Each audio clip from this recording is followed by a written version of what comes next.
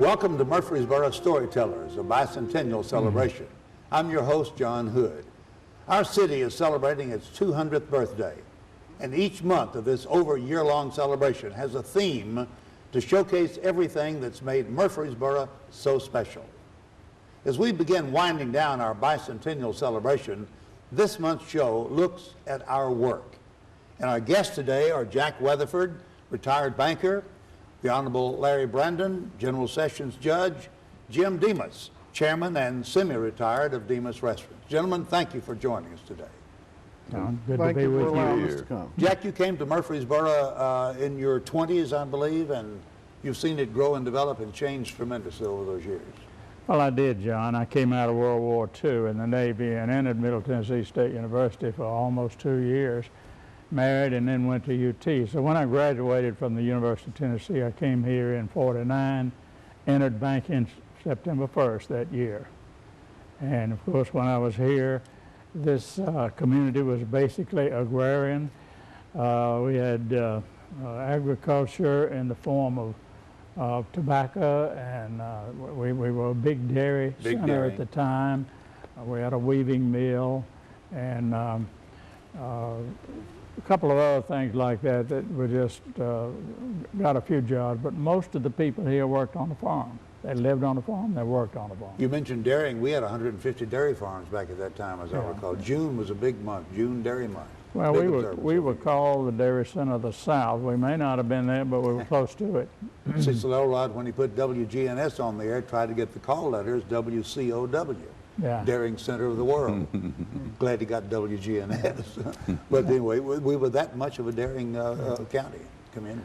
When I came here, the World War II veterans had begun working back into the community, and by the time I came back here and started in banking, they had gotten positions in the political arena as well as the industrial and retail arena, and we saw growth begin the next decade, the decade of the 50s, by virtue of the fact that a team was put together here for that purpose, and most of those were World War II veterans who had then gotten back from the war and active in the community. That was the time when industries like Chromalox, General Electric, and others, Samsonite, came into the community. Our industrial growth really began, although they had been looking at it from back in the 20s when they got Carnation plant, but they really began when this team started to work, and they worked together. They were competitors on that team, but they worked together for the community,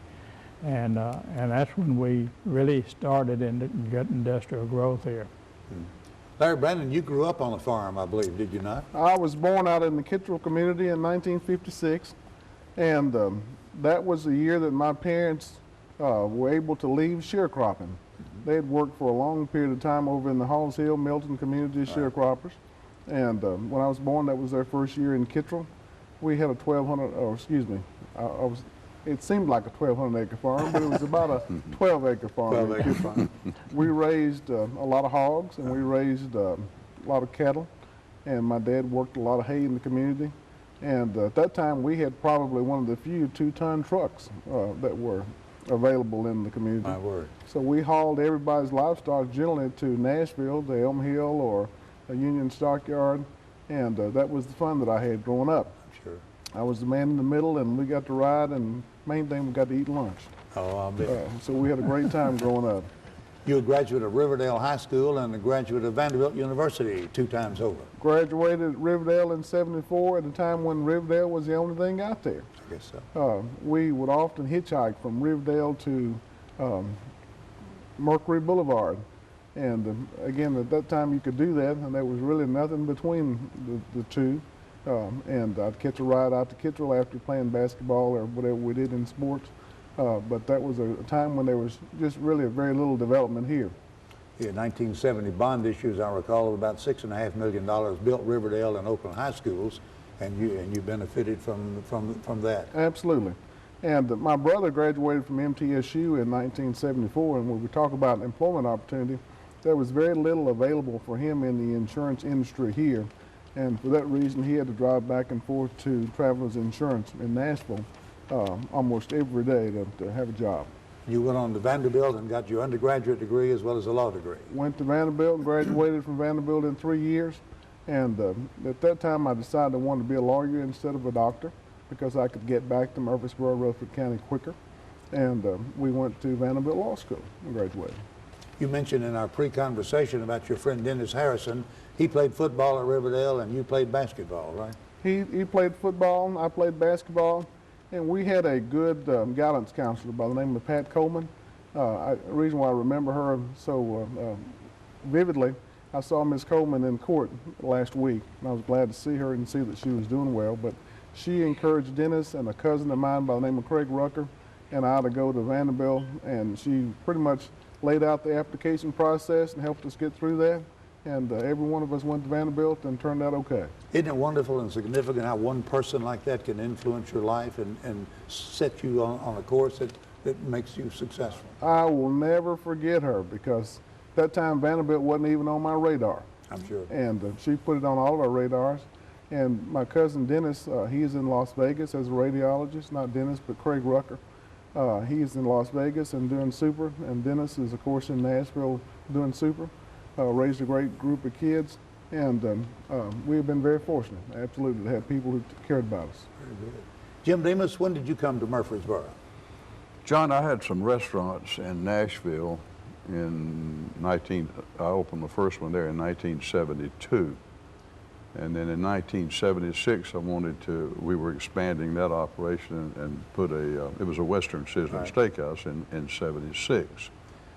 And sold those in 89, and Doris, my wife, and I started the Demas's restaurant in 89, December of 89. Did you manage or operate or own the Western Sizzling here in Murfreesboro? Yes. That was one of yours? Yeah, that was one of them.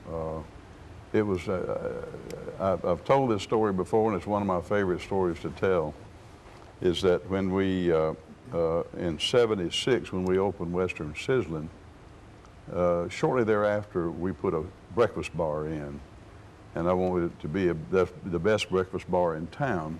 So as I began to work it every morning, I began to get a sense that I needed the feedback from the customers coming in. So I asked Doris that after she took the kids to school, that she would come down and work the cashier stand. And in doing so, during that period of time, we both fell in love with the people of Murfreesboro.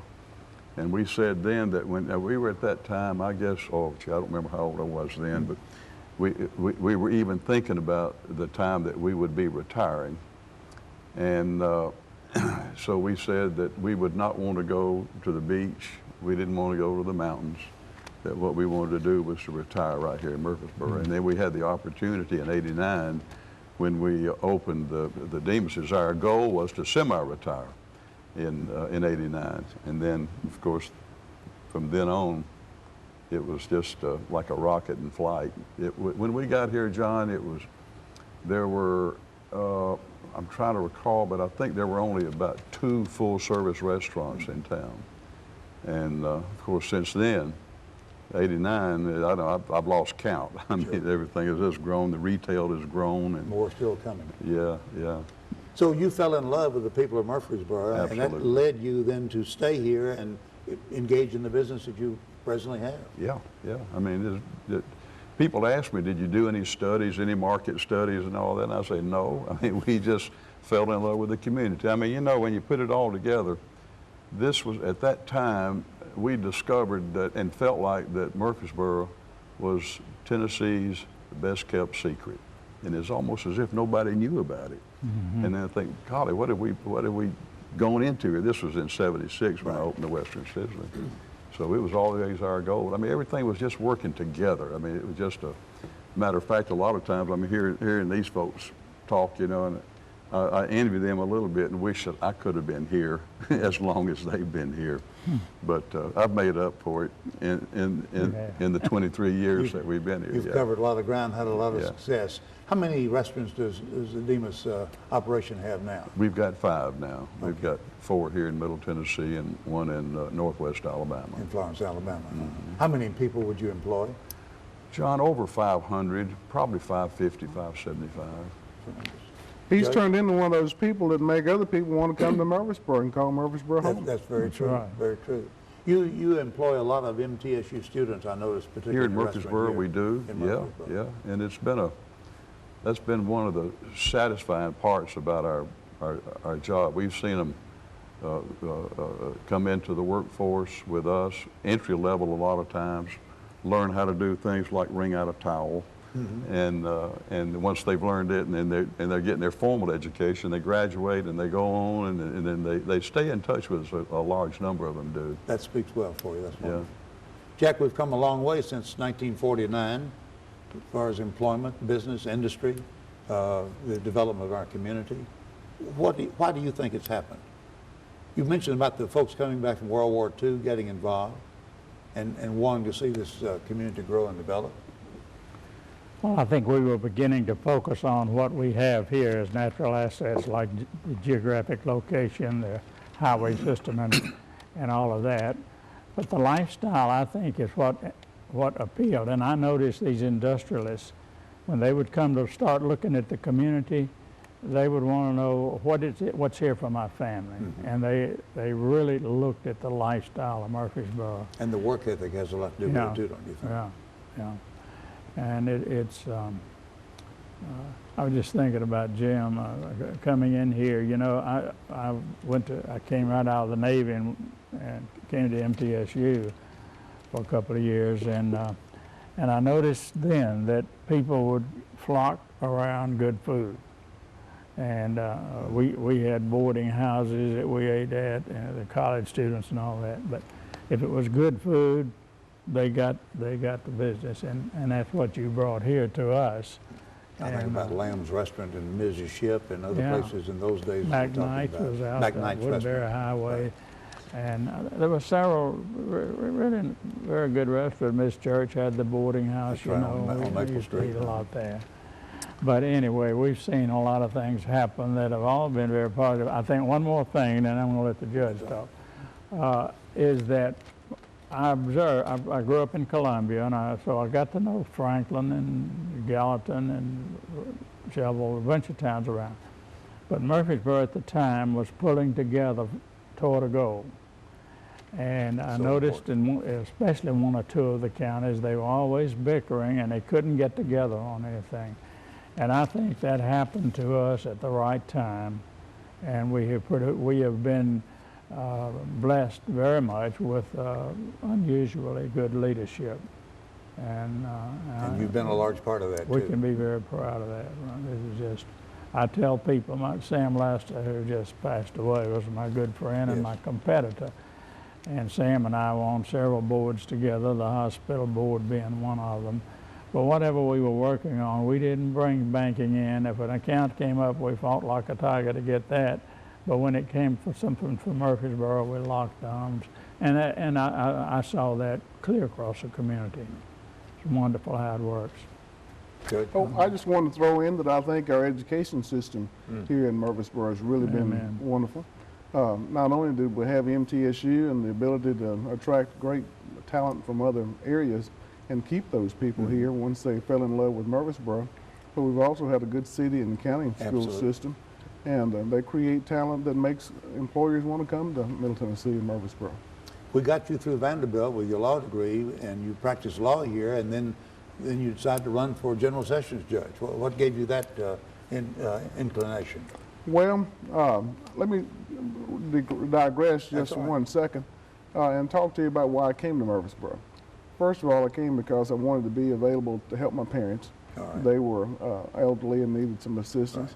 And second, I had a guy by the name of Whitney Stegall, who told me that Rutherford County had given me an education, that I needed to come back and give something to Rutherford County.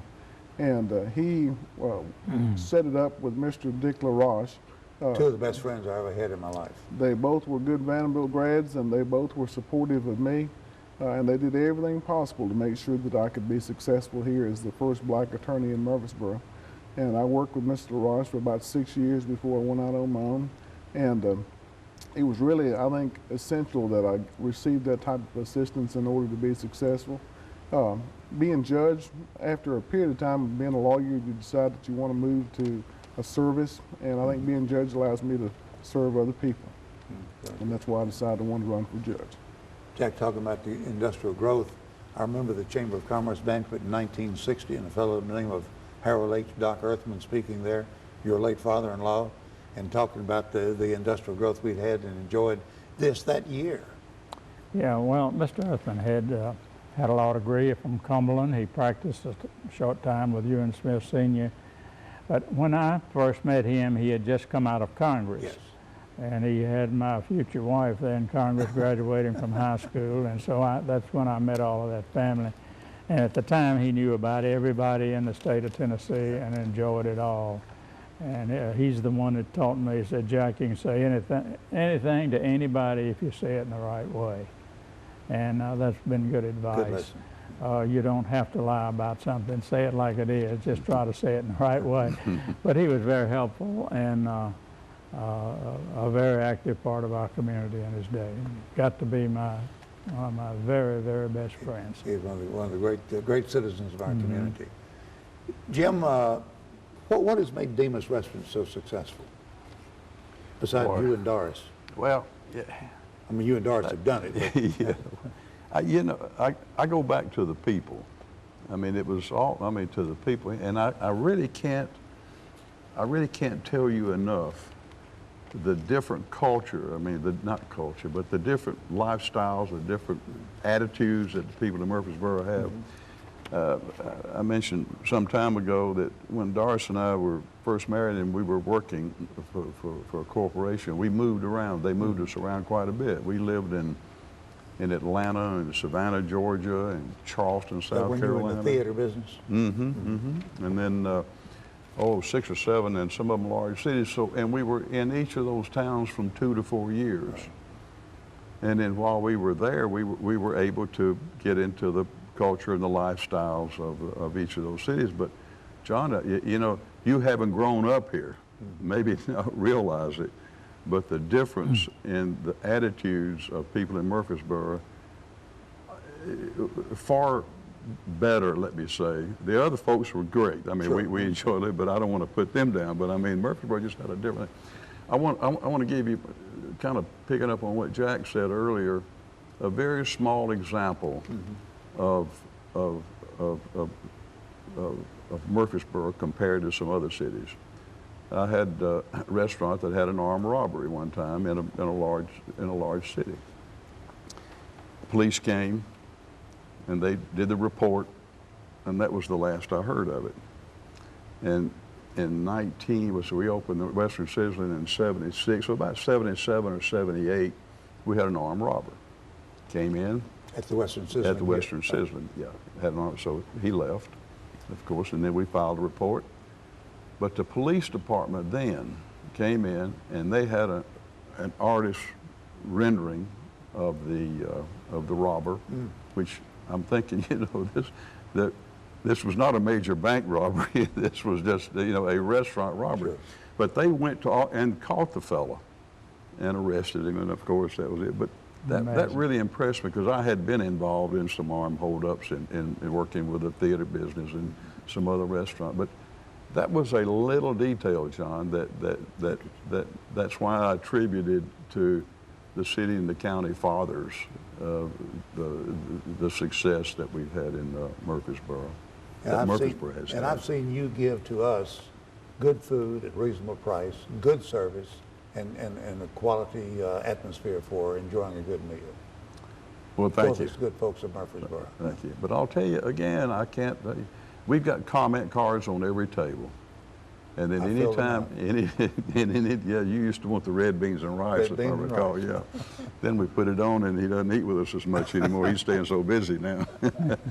But, and those cards, it was almost like we had a daily communication with all of the folks, and we were able to respond to those cards, and just, they were invaluable to us. One comment you made to me one time about what Doris always said, once you were at a table, being served, that was your table as long as you stayed there. They weren't going to rush anybody. Yeah, we would have some folks that would come in and conduct business at one of the tables, and then they would stay longer than a normal lunch.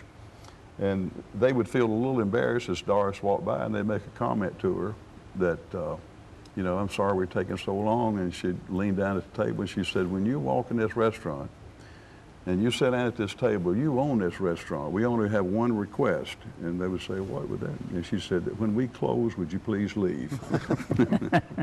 Such a, if you might say a little thing, but such an important thing. Yeah, absolutely. It's just a part of your great success. One of my mentors told me, he said, take care of the little things, the big ones will take care of themselves, and that's true. Yeah. We had some important people here going back to the 50s Sure. again. When we think of Gene Faircloth, who was married to General Douglas MacArthur, at that time he was known by everybody in the United States. And then we had two bankers. I went to banking school of some kind 10 years after I got my degree. So I was up at Rutgers for 3 years for the Graduate School of Banking, and I had mostly people from the East in that, and they said, they couldn't even pronounce Murfreesboro, and they said, where is that? And I said, well, do you know who is president of the Chemical Bank? And they said, well, sure, Frank Houston.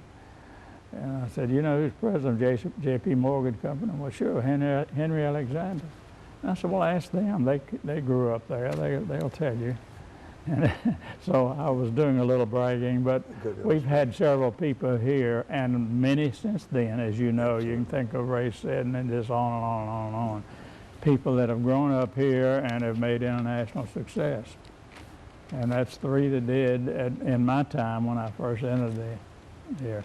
And your former employer started that radio station here in the 40s, and that was really new. January 1st, 1947, WGNS went on the air, your Good Neighbor station.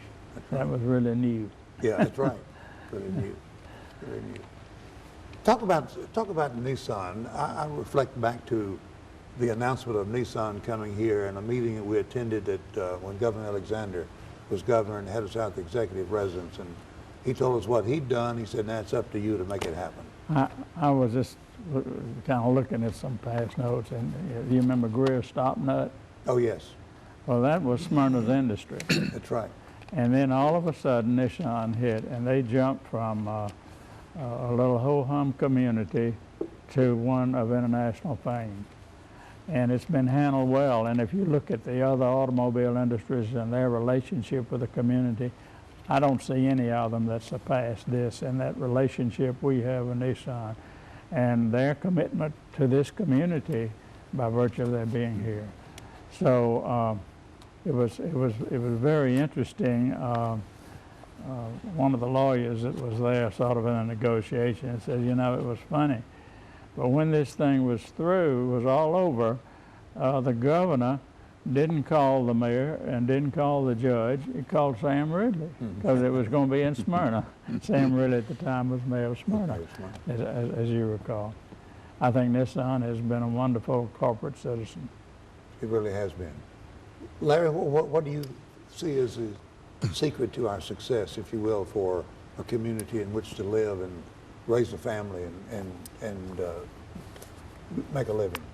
Oh, a lot of people, when they decide they want to come to community, they look for the education system, and I have to go back to that and say that I think our education system at the city and the county level are both number one. They're all led by high-quality people who are extremely committed to making sure that education is available at a high level in our county. Been very impressed with that.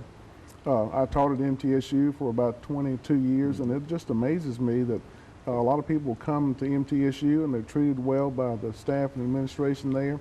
They're respected by the community, and for some reason they decide they want to stay. So many of them stay, right. One of our greatest assets.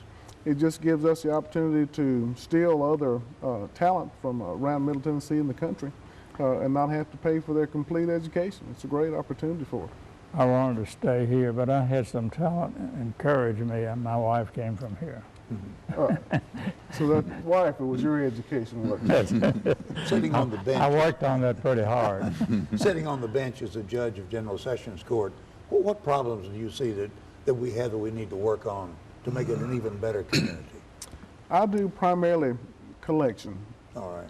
And most of the problems that are created, in my opinion, in collection are not local problems, but they are problems that are created by borrowing from aggressive lenders.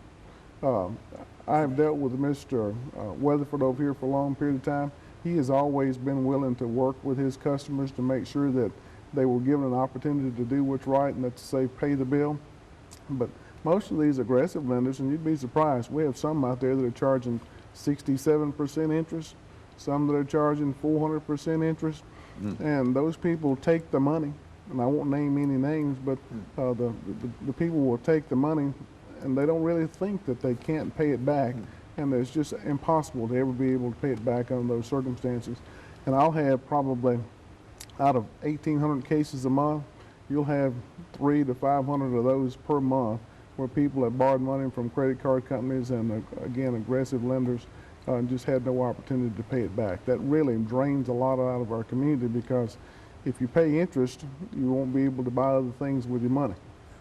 And I think those people really are sucking the blood out of our community. Good point. I appreciate that.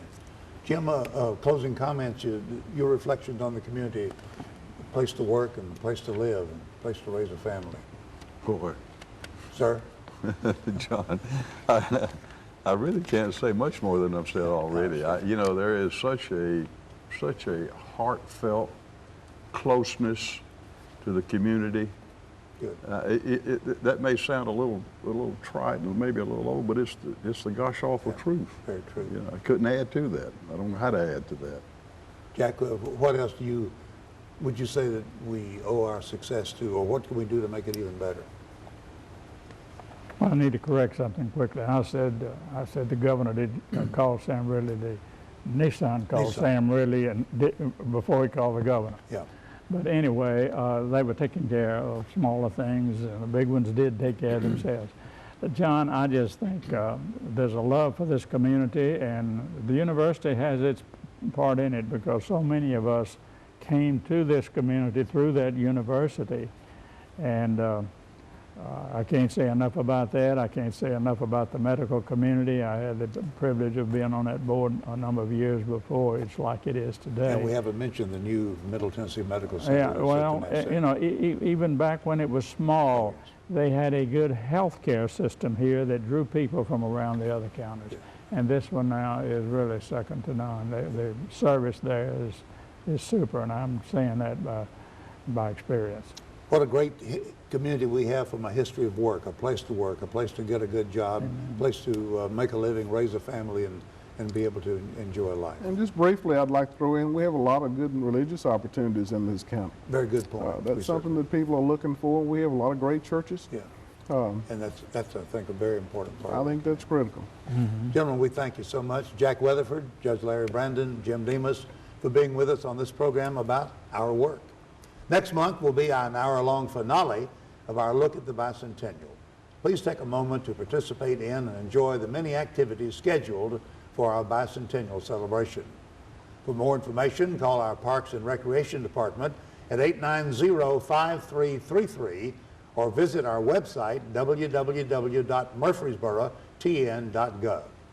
Thank you for joining us today, and we'll see you next month for a final episode of Murfreesboro Storytellers.